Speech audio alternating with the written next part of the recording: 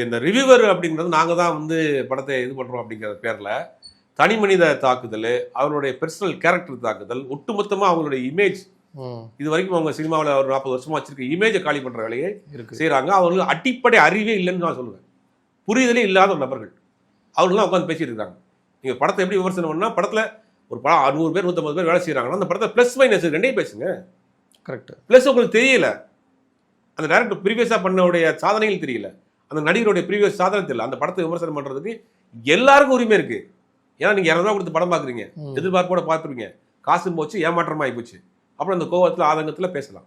அதே நேரத்தில் அவர்களுடைய ஒட்டுமொத்த இமேஜையும் அவருடைய ஒட்டுமொத்த திறமையும் நீங்கள் வந்து டேமேஜ் பண்ணுறதுக்கு யார்? நீங்கள் உங்களுக்கு என்ன தெரியும்?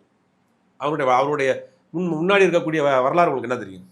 அப்போ இதெல்லாம் வந்து இதில் என்ன கொடுமைன்னா அதான் சொல்கிறேன், ஒரு மெயின் ஸ்ட்ரீமில் இவர்களை கூட்டு வந்து வச்சு இவர்கள் தான் வந்து நீங்கள் தமிழ் சினிமாவில் ஒட்டுமொத்தமாக ஆக்கிரமிச்சிருக்காங்க, இவங்க தான் வந்து தமிழ் சினிமாவை நகர்த்தி கொண்டு போகிறாங்க அப்படின்னு நான் ஒருத்தர் காசு வாங்கினுங்கிறாரு, ஒருத்தர் காசு வாங்கலைங்கிறாரு, எனக்கு கொடுத்தலைங்கிறாரு, ஒருத்தர் என்கிட்ட கொடுத்தனா திருப்பி வாங்க வேண்டிய சூழ்நிலை வந்துருன்றாங்க. இவர்கள் தமிழ் சினிமா காப்பாற்றிட்டு இருக்காங்களா? இவர்கள் வச்சு தான் தமிழ் சினிமா ஓடிட்டு இருக்கா?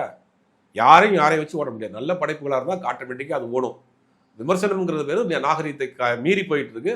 அவர்களுக்கு ஒன்றும் அந்த புரிதல் இல்லாமல் நடந்துட்டு இருக்காங்க.